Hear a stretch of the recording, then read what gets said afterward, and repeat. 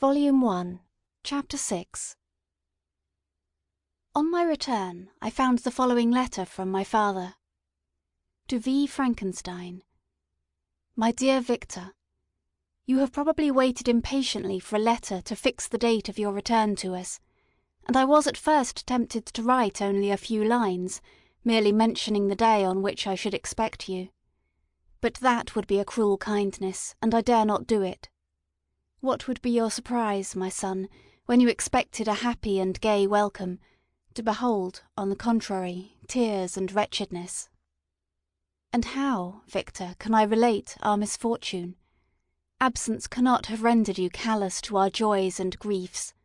And how shall I inflict pain on an absent child? I wish to prepare you for the woeful news, but I know it is impossible. Even now your eye skims over the page, to seek the words which are to convey to you the horrible tidings. William is dead. That sweet child, whose smiles delighted and warmed my heart, who was so gentle yet so gay. Victor, he is murdered. I will not attempt to console you, but will simply relate the circumstances of the transaction. Last Thursday, May 7th, I, my niece, and your 2 brothers went to walk in Plain Palais. The evening was warm and serene, and we prolonged our walk farther than usual. It was already dusk before we thought of returning, and then we discovered that William and Ernest, who had gone on before, were not to be found. We accordingly rested on a seat until they should return. Presently Ernest came, and inquired if we had seen his brother. He said that they had been playing together, that William had run away to hide himself, and that he vainly sought for him, and afterwards waited for him a long time, but that he did not return. This account rather alarmed us, and we continued to search for him until night fell, when Elizabeth conjectured that he might have returned to the house. He was not there. We returned again, with torches, for I could not rest when I thought that my sweet boy had lost himself, and was exposed to all the damps and dews of night. Elizabeth also suffered extreme anguish. About 5 in the morning I discovered my lovely boy, whom the night before I had seen blooming and active in health, stretched on the grass, livid and motionless. The print of the murderous finger was on his neck. He was conveyed home, and the anguish that was visible in my countenance betrayed the secret to Elizabeth. She was very earnest to see the corpse. At first I attempted to prevent her, but she persisted, and entering the room where it lay, hastily examined the neck of the victim, and clasping her hands, exclaimed, "O God, I have murdered my darling infant." She fainted, and was restored with extreme difficulty. When she again lived, it was only to weep and sigh. She told me that same evening William had teased her to let him wear a very valuable miniature that she possessed of your mother. This picture is gone, and was doubtless the temptation which urged the murderer to the deed. We have no trace of him at present, although our exertions to discover him are unremitted, but they will not restore my beloved William. Come, dearest Victor, you alone can console Elizabeth. She weeps continually, and accuses herself unjustly as to the cause of his death. Her words pierce my heart. We are all unhappy, but will not that be an additional motive for you, my son, to return and be our comforter? Your dear mother. Alas, Victor, I now say, thank God she did not live to witness the cruel, miserable death of her youngest darling. Come, Victor, not brooding thoughts of vengeance against the assassin, but with feelings of peace and gentleness that will heal instead of festering the wounds of our minds. Enter the house of mourning, my friend, but with kindness and affection for those who love you, and not with hatred for your enemies. Your affectionate and afflicted father, Alphonse Frankenstein. Geneva, May 12th, 17 __. Clerval, who had watched my countenance as I read this letter, was surprised to observe the despair that succeeded to the joy I at first expressed on receiving news from my friends. I threw the letter on the table and covered my face with my hands. "My dear Frankenstein," exclaimed Henry, when he perceived me weep with bitterness, "are you always to be unhappy? My dear friend, what has happened?" I motioned to him to take up the letter, while I walked up and down the room in the extremest agitation. Tears also gushed from the eyes of Clerval as he read the account of my misfortune. "I can offer you no consolation, my friend," said he. "Your disaster is irreparable. What do you intend to do?" "To go instantly to Geneva. Come with me, Henry, to order the horses." During our walk, Clerval endeavoured to raise my spirits. He did not do this by common topics of consolation, but by exhibiting the truest sympathy. "Poor William," said he, "that dear child, he now sleeps with his angel mother. His friends mourn and weep, but he is at rest. He does not now feel the murderer's grasp. A sod covers his gentle form, and he knows no pain. He can no longer be a fit subject for pity. The survivors are the greatest sufferers, and for them time is the only consolation. Those maxims of the Stoics, that death was no evil, and that the mind of man ought to be superior to despair on the eternal absence of a beloved object, ought not to be urged. Even Cato wept over the dead body of his brother." Clerval spoke thus as we hurried through the streets. The words impressed themselves on my mind, and I remembered them afterwards in solitude. But now, as soon as the horses arrived, I hurried into a cabriole, and bade farewell to my friend. My journey was very melancholy. At first I wished to hurry on, for I longed to console and sympathise with my loved and sorrowing friends. But when I drew near my native town, I slackened my progress. I could hardly sustain the multitude of feelings that crowded into my mind. I passed through scenes familiar to my youth, but which I had not seen for nearly 6 years. How altered everything might be during that time! One sudden and desolating change had taken place, but 1,000 little circumstances might have by degrees worked other alterations, which, although they were done more tranquilly, might not be the less decisive. Fear overcame me. I dared not advance, dreading 1,000 nameless evils that made me tremble, although I was unable to define them. I remained 2 days at Lausanne in this painful state of mind. I contemplated the lake. The waters were placid, all around was calm, and the snowy mountains, the palaces of nature, were not changed.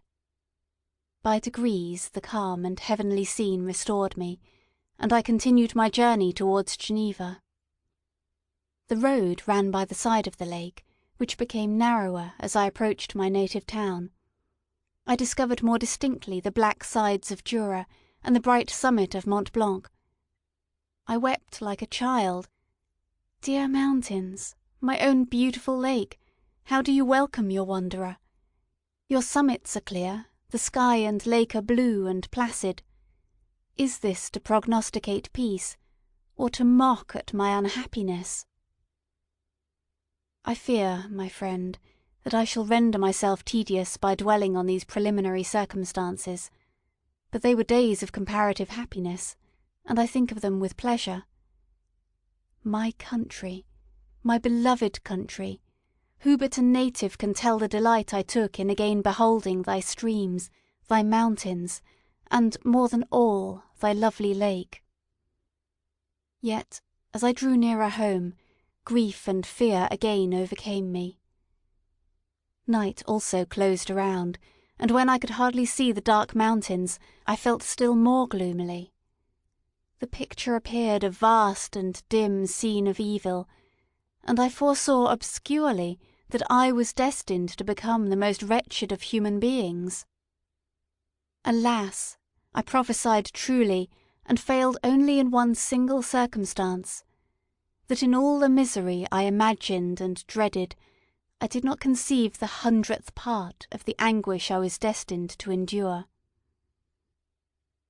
It was completely dark when I arrived in the environs of Geneva. The gates of the town were already shut, and I was obliged to pass the night at Secheron, a village half a league to the east of the city. The sky was serene, and, as I was unable to rest, I resolved to visit the spot where my poor William had been murdered. As I could not pass through the town, I was obliged to cross the lake in a boat to arrive at Plainpalais. During this short voyage, I saw the lightnings playing on the summit of Mont Blanc in the most beautiful figures. The storm appeared to approach rapidly, and, on landing, I ascended a low hill, that I might observe its progress. It advanced, the heavens were clouded, and I soon felt the rain coming slowly in large drops, but its violence quickly increased. I quitted my seat and walked on, although the darkness and storm increased every minute, and the thunder burst with a terrific crash over my head. It was echoed from Salive, the Juras, and the Alps of Savoy. Vivid flashes of lightning dazzled my eyes, illuminating the lake, making it appear like a vast sheet of fire. Then for an instant everything seemed of a pitchy darkness, until the eye recovered itself from the preceding flash. The storm, as is often the case in Switzerland, appeared at once in various parts of the heavens. The most violent storm hung exactly north of the town, over that part of the lake which lies between the promontory of Bellerive and the village of Coppet. Another storm enlightened Jura with faint flashes, and another darkened and sometimes disclosed the Mole, a peaked mountain to the east of the lake. While I watched the storm, so beautiful yet terrific, I wandered on with a hasty step. This noble war in the sky elevated my spirits. I clasped my hands and exclaimed aloud, "William, dear angel, this is thy funeral, this thy dirge." As I said these words, I perceived in the gloom a figure which stole from behind a clump of trees near me. I stood fixed, gazing intently. I could not be mistaken. A flash of lightning illuminated the object, and discovered its shape plainly to me. Its gigantic stature, and the deformity of its aspect, more hideous than belongs to humanity, instantly informed me that it was the wretch, the filthy demon to whom I had given life. What did he there? Could he be, I shuddered at the conception, the murderer of my brother? No sooner did that idea cross my imagination than I became convinced of its truth. My teeth chattered, and I was forced to lean against a tree for support. The figure passed me quickly, and I lost it in the gloom. Nothing in human shape could have destroyed that fair child. He was the murderer. I could not doubt it. The mere presence of the idea was an irresistible proof of the fact. I thought of pursuing the devil, but it would have been in vain, for another flash discovered him to me, hanging among the rocks of the nearly perpendicular ascent of Mont Salive, a hill that bounds Plainpalais on the south. He soon reached the summit and disappeared. I remained motionless. The thunder ceased, but the rain still continued, and the scene was enveloped in an impenetrable darkness. I revolved in my mind the events which I had until now sought to forget, the whole train of my progress towards the creation, the appearance of the work of my own hands alive at my bedside, its departure. 2 years had now nearly elapsed since the night on which he first received life, and was this his first crime? Alas! I had turned loose into the world a depraved wretch, whose delight was in carnage and misery. Had he not murdered my brother? No one can conceive the anguish I suffered during the remainder of the night, which I spent cold and wet in the open air. But I did not feel the inconvenience of the weather. My imagination was busy in scenes of evil and despair. I considered the being whom I had cast among mankind, and endowed with the will and power to effect purposes of horror, such as the deed which he had now done, nearly in the light of my own vampire, my own spirit let loose from the grave, and forced to destroy all that was dear to me. Day dawned, and I directed my steps towards the town. The gates were open, and I hastened to my father's house. My first thought was to discover what I knew of the murderer, and cause instant pursuit to be made. But I paused when I reflected on the story that I had to tell.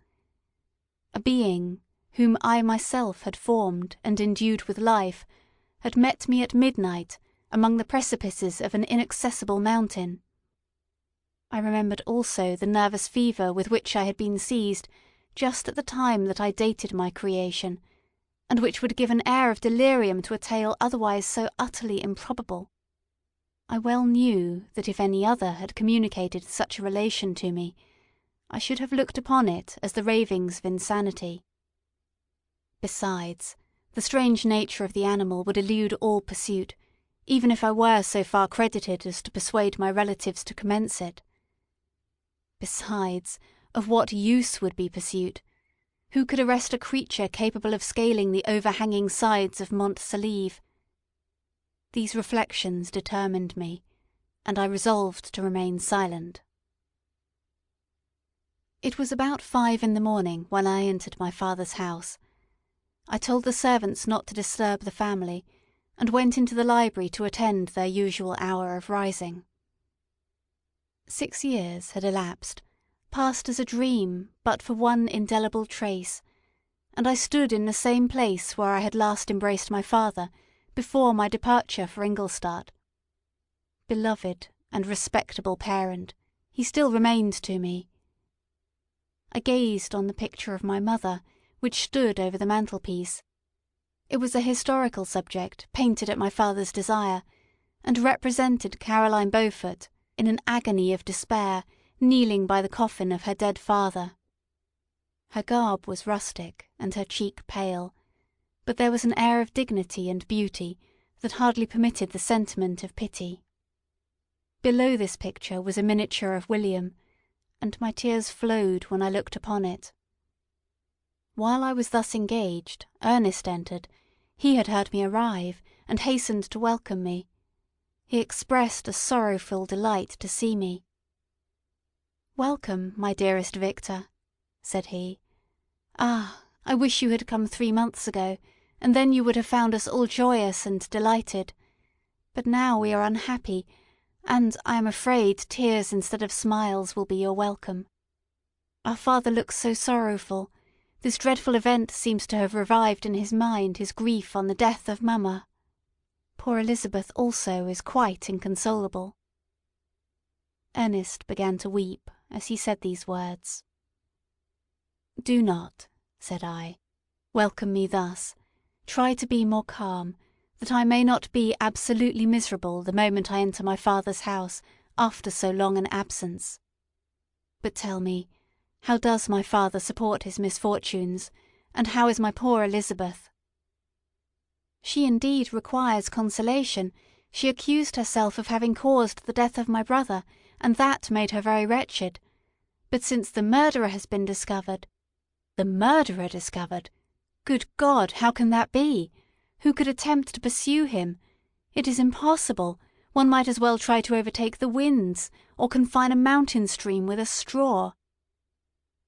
"I do not know what you mean, but we were all very unhappy when she was discovered. No one would believe it at first, and even now Elizabeth will not be convinced, notwithstanding all the evidence. Indeed, who would credit that Justine Moritz, who was so amiable and fond of all the family, could all at once become so extremely wicked?" "Justine Moritz? Poor, poor girl! Is she the accused? But it is wrongfully. Every one knows that. No one believes it, surely, Ernest?" "No one did at first, but several circumstances came out that have almost forced conviction upon us, and her own behaviour has been so confused as to add to the evidence of facts a weight that, I fear, leaves no hope for doubt. But she will be tried today, and you will then hear all." He related that, the morning on which the murder of poor William had been discovered, Justine had been taken ill, and confined to her bed, and, after several days, one of the servants, happening to examine the apparel she had worn on the night of the murder, had discovered in her pocket the picture of my mother, which had been judged to be the temptation of the murderer. The servant instantly showed it to one of the others, who, without saying a word to any of the family, went to a magistrate, and upon their deposition Justine was apprehended. On being charged with the fact, the poor girl confirmed the suspicion in a great measure by her extreme confusion of manner. This was a strange tale, but it did not shake my faith, and I replied earnestly, "You are all mistaken. I know the murderer. Justine, poor, good Justine, is innocent." At that instant my father entered. I saw unhappiness deeply impressed on his countenance, but he endeavoured to welcome me cheerfully, and, after we had exchanged our mournful greeting, would have introduced some other topic than that of our disaster, had not Ernest exclaimed, "Good God, papa! Victor says that he knows who was the murderer of poor William." "We do also, unfortunately," replied my father, "for indeed I had rather have been for ever ignorant than have discovered so much depravity and ingratitude in one I valued so highly." "My dear father, you are mistaken. Justine is innocent." "If she is, God forbid that she should suffer as guilty. She is to be tried today, and I hope, I sincerely hope, that she will be acquitted." This speech calmed me. I was firmly convinced in my own mind that Justine, and indeed every human being, was guiltless of this murder. I had no fear, therefore, that any circumstantial evidence could be brought forward strong enough to convict her, and, in this assurance, I calmed myself, expecting the trial with eagerness, but without prognosticating an evil result. We were soon joined by Elizabeth. Time had made great alterations in her form since I had last beheld her. 6 years before she had been a pretty, good-humoured girl, whom everyone loved and caressed. She was now a woman in stature and expression of countenance, which was uncommonly lovely. An open and capacious forehead gave indications of a good understanding, joined to great frankness of disposition. Her eyes were hazel, and expressive of mildness, now through recent affliction allied to sadness. Her hair was of a rich dark auburn, her complexion fair, and her figure slight and graceful. She welcomed me with the greatest affection. "Your arrival, my dear cousin," said she, "fills me with hope. You will perhaps find some means to justify my poor guiltless Justine. Alas! Who is safe if she be convicted of crime? I rely on her innocence as certainly as I do upon my own. Our misfortune is doubly hard to us. We have not only lost that lovely, darling boy, but this poor girl, whom I sincerely love, is to be torn away by even a worse fate. If she is condemned, I never shall know joy more. But she will not be, I am sure she will not, and then I shall be happy again, even after the sad death of my little William." "She is innocent, my Elizabeth," said I, "and that shall be proved. Fear nothing, but let your spirits be cheered by the assurance of her acquittal." "How kind you are! Everyone else believes in her guilt, and that made me wretched, for I knew that it was impossible, and to see everyone else prejudiced in so deadly a manner rendered me hopeless and despairing." She wept. "Sweet niece," said my father, "dry your tears. If she is, as you believe, innocent, rely on the justice of our judges, and the activity with which I shall prevent the slightest shadow of partiality." Volume 1, Chapter 7. We passed a few sad hours until 11 o'clock, when the trial was to commence. My father and the rest of the family being obliged to attend as witnesses, I accompanied them to the court. During the whole of this wretched mockery of justice, I suffered living torture. It was to be decided whether the result of my curiosity and lawless devices would cause the death of 2 of my fellow beings, one a smiling babe, full of innocence and joy, the other far more dreadfully murdered, with every aggravation of infamy that could make the murder memorable in horror. Justine also was a girl of merit, and possessed qualities which promised to render her life happy. Now all was to be obliterated in an ignominious grave, and I the cause. 1,000 times rather would I have confessed myself guilty of the crime ascribed to Justine, but I was absent when it was committed, and such a declaration would have been considered as the ravings of a madman, and would not have exculpated her who suffered through me. The appearance of Justine was calm. She was dressed in mourning, and her countenance, always engaging, was rendered, by the solemnity of her feelings, exquisitely beautiful. Yet she appeared confident in innocence, and did not tremble, although gazed on and execrated by thousands, for all the kindness which her beauty might otherwise have excited was obliterated in the minds of the spectators by the imagination of the enormity she was supposed to have committed. She was tranquil, yet her tranquillity was evidently constrained, and, as her confusion had before been adduced as a proof of her guilt, she worked up her mind to an appearance of courage. When she entered the court, she threw her eyes round it, and quickly discovered where we were seated. A tear seemed to dim her eye when she saw us, but she quickly recovered herself, and a look of sorrowful affection seemed to attest her utter guiltlessness. The trial began, and after the advocate against her had stated the charge, several witnesses were called. Several strange facts combined against her, which might have staggered anyone who had not such proof of her innocence as I had. She had been out the whole of the night on which the murder had been committed, and towards morning had been perceived by a market woman not far from the spot where the body of the murdered child had been afterwards found. The woman asked her what she did there, but she looked very strangely, and only returned a confused and unintelligible answer. She returned to the house about 8 o'clock, and when one inquired where she had passed the night, she replied that she had been looking for the child, and demanded earnestly if anything had been heard concerning him. When shown the body, she fell into violent hysterics, and kept her bed for several days. The picture was then produced, which the servant had found in her pocket, and when Elizabeth, in a faltering voice, proved that it was the same which, an hour before the child had been missed, she had placed round his neck, a murmur of horror and indignation filled the court. Justine was called on for her defence.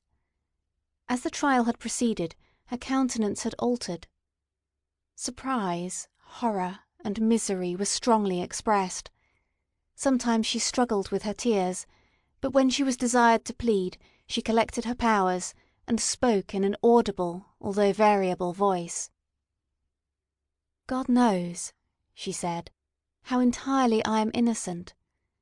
But I do not pretend that my protestations should acquit me. I rest my innocence on a plain and simple explanation of the facts which have been adduced against me, and I hope the character I have always borne will incline my judges to a favourable interpretation, where any circumstance appears doubtful or suspicious." She then related that, by the permission of Elizabeth, she had passed the evening of the night on which the murder had been committed at the house of an aunt at Chain, a village situated at about a league from Geneva. On her return, at about 9 o'clock, she met a man who asked her if she had seen anything of the child who was lost. She was alarmed by this account, and passed several hours in looking for him, when the gates of Geneva were shut, and she was forced to remain several hours of the night in a barn belonging to a cottage, being unwilling to call up the inhabitants to whom she was well known. Unable to rest or sleep, she quitted her asylum early, that she might again endeavour to find my brother. If she had gone near the spot where his body lay, it was without her knowledge. That she had been bewildered when questioned by the market woman was not surprising, since she had passed a sleepless night, and the fate of poor William was yet uncertain. Concerning the picture she could give no account. "I know," continued the unhappy victim, "how heavily and fatally this one circumstance weighs against me, but I have no power of explaining it, and when I have expressed my utter ignorance, I am only left to conjecture concerning the probabilities by which it might have been placed in my pocket. But here also I am checked. I believe that I have no enemy on earth, and none surely would have been so wicked as to destroy me wantonly. Did the murderer place it there? I know of no opportunity afforded him for so doing, or if I had, why should he have stolen the jewel to part with it again so soon? I commit my cause to the justice of my judges, yet I see no room for hope. I beg permission to have a few witnesses examined concerning my character, and if their testimony shall not overweigh my supposed guilt, I must be condemned, although I would pledge my salvation on my innocence." Several witnesses were called, who had known her for many years, and they spoke well of her, but fear and hatred of the crime of which they supposed her guilty rendered them timorous and unwilling to come forward. Elizabeth saw even this last resource, her excellent dispositions and irreproachable conduct, about to fail the accused, when, although violently agitated, she desired permission to address the court. "I am," said she, "the cousin of the unhappy child who was murdered, or rather his sister, for I was educated by and have lived with his parents ever since, and even long before, his birth. It may therefore be judged indecent in me to come forward on this occasion, but when I see a fellow creature about to perish through the cowardice of her pretended friends, I wish to be allowed to speak, that I may say what I know of her character. I am well acquainted with the accused. I have lived in the same house with her, at one time for 5, and at another for nearly 2 years. During all that period she appeared to me the most amiable and benevolent of human creatures.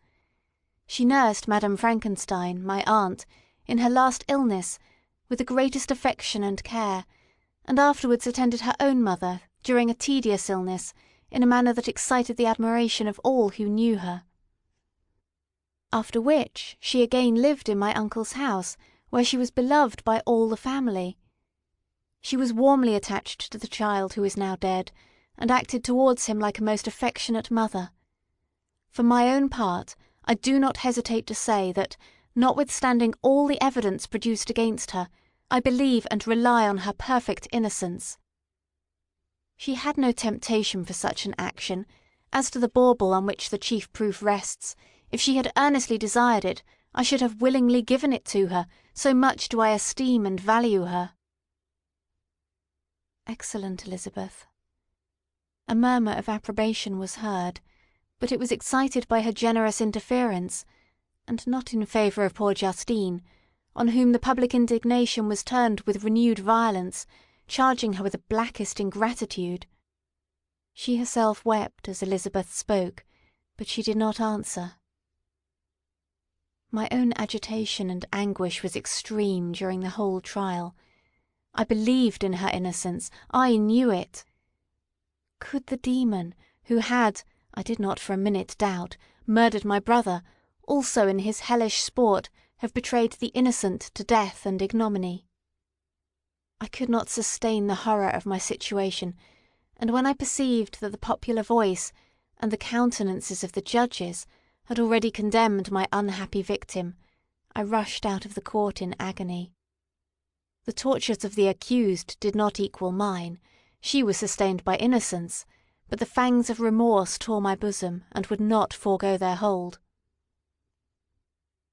I passed a night of unmingled wretchedness. In the morning I went to the court. My lips and throat were parched.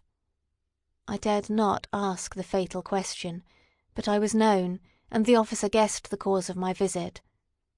The ballots had been thrown. They were all black, and Justine was condemned. I cannot pretend to describe what I then felt. I had before experienced sensations of horror, and I have endeavoured to bestow upon them adequate expressions, but words cannot convey an idea of the heart-sickening despair that I then endured. The person to whom I addressed myself added that Justine had already confessed her guilt. "That evidence," he observed, "was hardly required in so glaring a case, but I am glad of it, and indeed none of our judges like to condemn a criminal upon circumstantial evidence, be it ever so decisive." When I returned home, Elizabeth eagerly demanded the result. "My cousin," replied I, "it is decided as you may have expected. All judges had rather that 10 innocent should suffer, than that 1 guilty should escape. But she has confessed." This was a dire blow to poor Elizabeth, who had relied with firmness upon Justine's innocence. "Alas!" said she, "how shall I ever again believe in human benevolence? Justine, whom I loved and esteemed as my sister, how could she put on those smiles of innocence only to betray? Her mild eyes seemed incapable of any severity or ill humour, and yet she has committed a murder." Soon after we heard that the poor victim had expressed a wish to see my cousin. My father wished her not to go, but said that he left it to her own judgment and feelings to decide. "Yes," said Elizabeth, "I will go, although she is guilty, and you, Victor, shall accompany me. I cannot go alone." The idea of this visit was torture to me, yet I could not refuse. We entered the gloomy prison chamber, and beheld Justine sitting on some straw at the further end. Her hands were manacled, and her head rested on her knees. She rose on seeing us enter, and when we were left alone with her, she threw herself at the feet of Elizabeth, weeping bitterly. My cousin wept also. "Oh, Justine," said she, "why did you rob me of my last consolation? I relied on your innocence, and although I was then very wretched, I was not so miserable as I am now." "And do you also believe that I am so very, very wicked? Do you also join with my enemies to crush me?" Her voice was suffocated with sobs. "Rise, my poor girl," said Elizabeth. "Why do you kneel if you are innocent? I am not one of your enemies. I believed you guiltless, notwithstanding every evidence, until I heard that you had yourself declared your guilt. That report, you say, is false, and be assured, dear Justine, that nothing can shake my confidence in you for a moment but your own confession."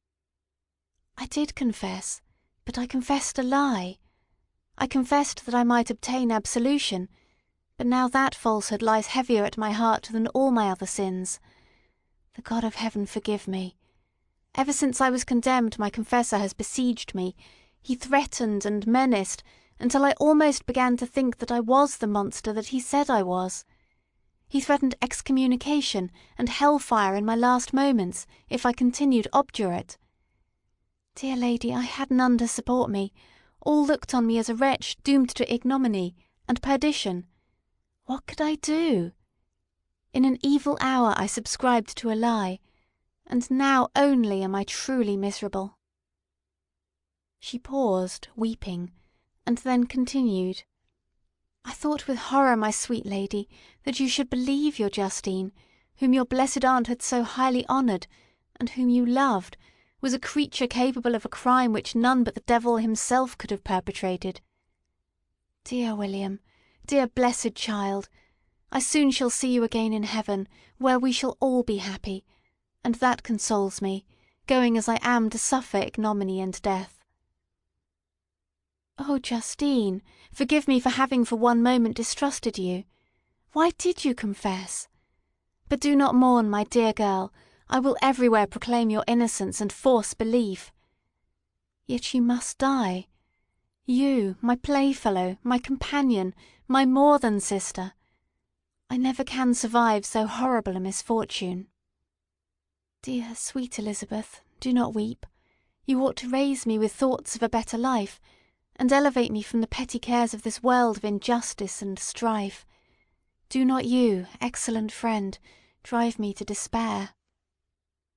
"I will try to comfort you, but this I fear is an evil too deep and poignant to admit of consolation, for there is no hope. Yet heaven bless thee, my dearest Justine, with resignation, and a confidence elevated beyond this world. Oh, how I hate its shows and mockeries! When one creature is murdered, Another is immediately deprived of life in a slow, torturing manner. Then the executioners, their hands yet reeking with the blood of innocence, believe that they have done a great deed. They call this retribution. Hateful name! When that word is pronounced, I know greater and more horrid punishments are going to be inflicted than the gloomiest tyrant has ever invented to satiate his utmost revenge. Yet this is not consolation for you, my Justine, unless indeed that you may glory in escaping from so miserable a den. Alas! I would I were in peace with my aunt and my lovely William, escaped from a world which is hateful to me, and the visages of men which I abhor. Justine smiled languidly. This, dear lady, is despair and not resignation. I must not learn the lesson that you would teach me. Talk of something else, something that will bring peace, and not increase of misery. During this conversation I had retired to a corner of the prison room, where I could conceal the horrid anguish that possessed me. Despair! Who dared talk of that? The poor victim, who on the morrow was to pass the dreary boundary between life and death, felt not, as I did, such deep and bitter agony. I gnashed my teeth and ground them together, uttering a groan that came from my inmost soul. Justine started. When she saw who it was, she approached me and said, "Dear sir, you are very kind to visit me. You, I hope, do not believe that I am guilty." I could not answer. "No, Justine," said Elizabeth.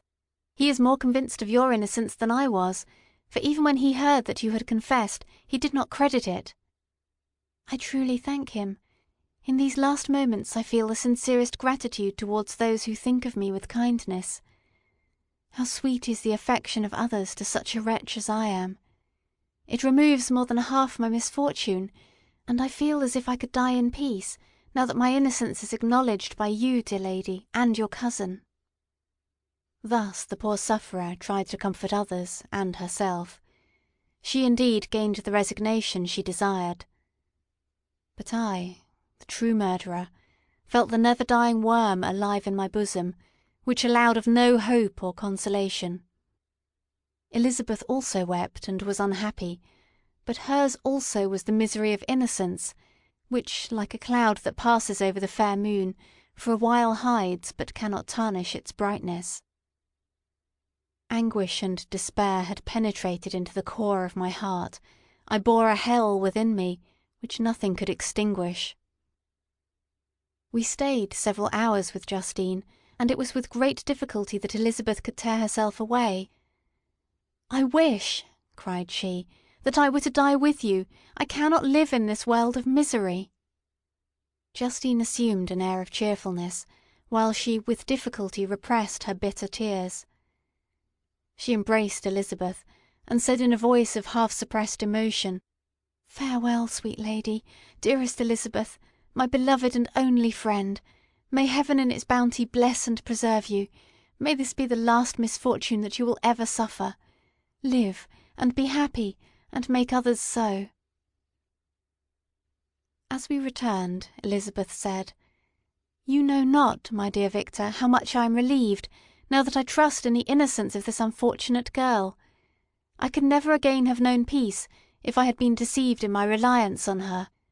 For the moment that I did believe her guilty, I felt an anguish that I could not have long sustained. Now my heart is lightened. The innocent suffers, but she, whom I thought amiable and good, has not betrayed the trust I reposed in her, and I am consoled." Amiable cousin, such were your thoughts, mild and gentle as your own dear eyes and voice. But I was a wretch, and none ever conceived of the misery that I then endured. Volume 2, Chapter 1.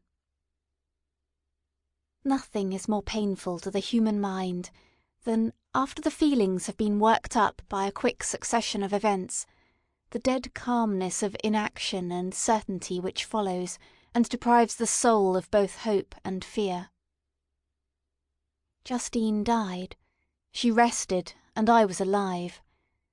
The blood flowed freely in my veins, but a weight of despair and remorse pressed on my heart, which nothing could remove. Sleep fled from my eyes. I wandered like an evil spirit, for I had committed deeds of mischief beyond description horrible, and more, much more, I persuaded myself, was yet behind. Yet my heart overflowed with kindness and the love of virtue. I had begun life with benevolent intentions, and thirsted for the moment when I should put them in practice, and make myself useful to my fellow beings. Now all was blasted. Instead of that serenity of conscience, which allowed me to look back upon the past with self-satisfaction, and from thence to gather promise of new hopes, I was seized by remorse and the sense of guilt, which hurried me away to a hell of intense tortures, such as no language can describe. This state of mind preyed upon my health, which had entirely recovered from the first shock it had sustained. I shunned the face of man. All sound of joy or complacency was torture to me. Solitude was my only consolation. Deep, dark, death-like solitude. My father observed with pain the alteration perceptible in my disposition and habits, and endeavoured to reason with me on the folly of giving way to immoderate grief. "Do you think, Victor," said he, "that I do not suffer also?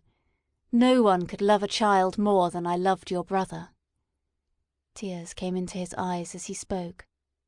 "But is it not a duty to the survivors that we should refrain from augmenting their unhappiness by an appearance of immoderate grief? It is also a duty owed to yourself, for excessive sorrow prevents improvement or enjoyment, or even the discharge of daily usefulness, without which no man is fit for society." This advice, although good, was totally inapplicable to my case. I should have been the first to hide my grief and console my friends, if remorse had not mingled its bitterness with my other sensations. Now I could only answer my father with a look of despair, and endeavour to hide myself from his view. About this time we retired to our house at Belrive. This change was particularly agreeable to me. The shutting of the gates regularly at 10 o'clock, and the impossibility of remaining on the lake after that hour, had rendered our residence within the walls of Geneva very irksome to me. I was now free. Often, after the rest of the family had retired for the night, I took the boat and passed many hours upon the water. Sometimes, with my sails set, I was carried by the wind, and sometimes, after rowing into the middle of the lake, I left the boat to pursue its own course, and gave way to my own miserable reflections. I was often tempted, when all was at peace around me, and I the only unquiet thing that wandered restless in a scene so beautiful and heavenly, if I except some bat or the frogs, whose harsh and interrupted croaking was heard only when I approached the shore, often, I say, I was tempted to plunge into the silent lake, that the waters might close over me and my calamities for ever. But I was restrained when I thought of the heroic and suffering Elizabeth, whom I tenderly loved, and whose existence was bound up in mine. I thought also of my father and surviving brother. Should I by my base desertion leave them exposed and unprotected to the malice of the fiend whom I had let loose among them? At these moments I wept bitterly, and wished that peace would revisit my mind, only that I might afford them consolation and happiness. But that could not be. Remorse extinguished every hope. I had been the author of unalterable evils, and I lived in daily fear lest the monster whom I had created should perpetrate some new wickedness. I had an obscure feeling that all was not over, and that he would still commit some signal crime, which, by its enormity, should almost efface the recollection of the past. There was always scope for fear, so long as anything I loved remained behind. My abhorrence of this fiend cannot be conceived. When I thought of him, I gnashed my teeth, my eyes became inflamed, and I ardently wished to extinguish that life which I had so thoughtlessly bestowed. When I reflected on his crimes and malice, my hatred and revenge burst all bounds of moderation. I would have made a pilgrimage to the highest peak of the Andes, could I, when there, have precipitated him to their base. I wished to see him again, that I might wreak the utmost extent of anger on his head, and avenge the deaths of William and Justine. Our house was the house of mourning. My father's health was deeply shaken by the horror of the recent events. Elizabeth was sad and desponding. She no longer took delight in her ordinary occupations. All pleasure seemed to her sacrilege toward the dead. Eternal woe and tears, she then thought, was the just tribute she should pay to innocence, so blasted and destroyed. She was no longer that happy creature who in earlier youth wandered with me on the banks of the lake and talked with ecstasy of our future prospects. She had become grave, and often conversed of the inconstancy of fortune and the instability of human life. "When I reflect, my dear cousin," said she, "on the miserable death of Justine Moritz, I no longer see the world and its works as they before appeared to me. Before I looked upon the accounts of vice and injustice that I read in books or heard from others, as tales of ancient days or imaginary evils. At least they were remote and more familiar to reason than the imagination. But now misery has come home, and men appear to me as monsters thirsting for each other's blood. Yet I am certainly unjust. Everybody believed that poor girl to be guilty, and if she could have committed the crime for which she suffered, assuredly she would have been the most depraved of human creatures. For the sake of a few jewels, to have murdered the son of her benefactor and friend, a child whom she had nursed from its birth and appeared to love as if it had been her own. I could not consent to the death of any human being, but certainly I should have thought such a creature unfit to remain in the society of men. Yet she was innocent. I know, I feel she was innocent. You are of the same opinion, and that confirms me. Alas! Victor, when falsehood can look so like the truth, who can assure themselves of certain happiness? I feel as if I were walking on the edge of a precipice towards which thousands are crowding and endeavouring to plunge me into the abyss. William and Justine were assassinated, and the murderer escapes.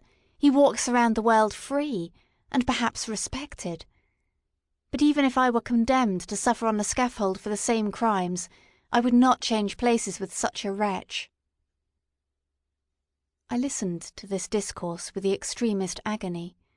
I, not in deed, but in effect, was the true murderer.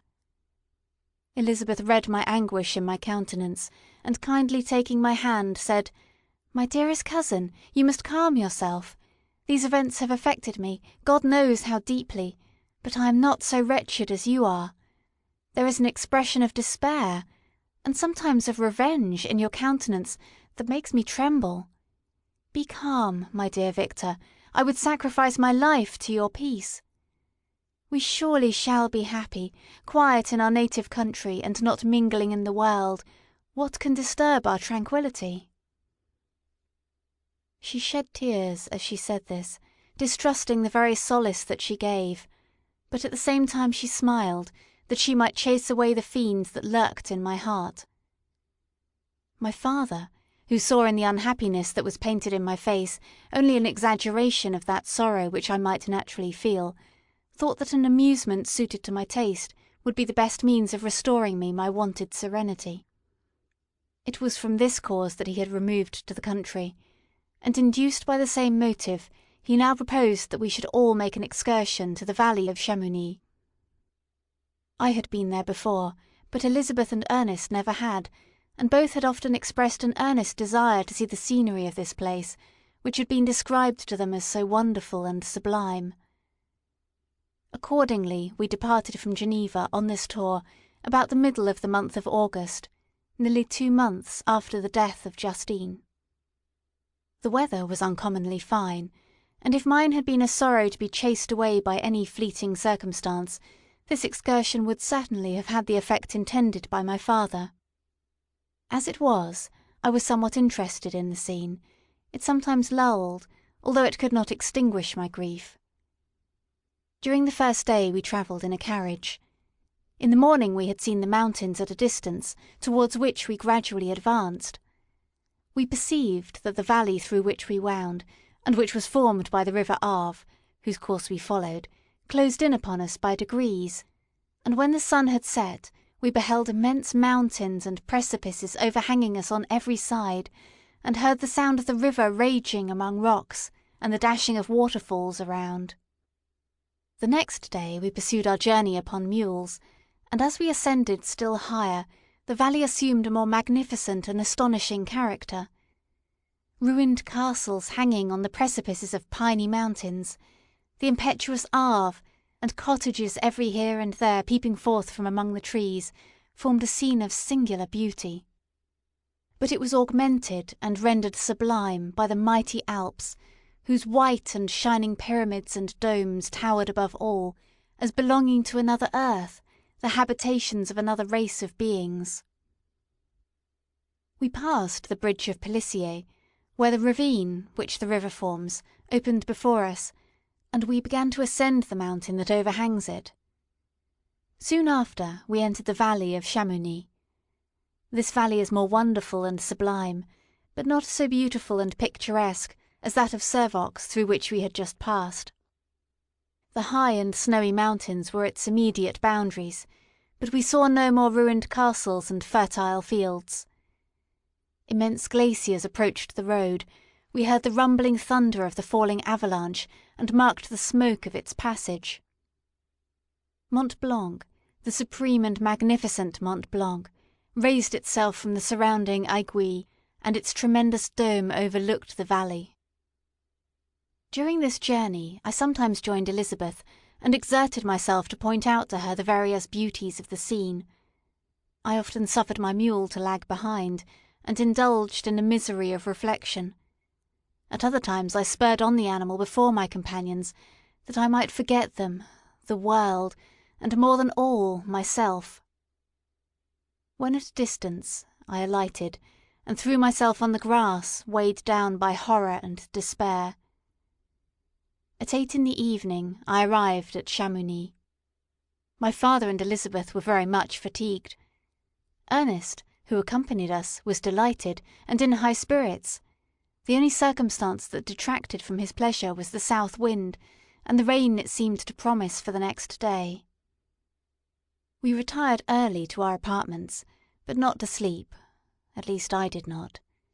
I remained many hours at the window, watching the pallid lightning that played above Mont Blanc, and listening to the rushing of the Arve, which ran below my window.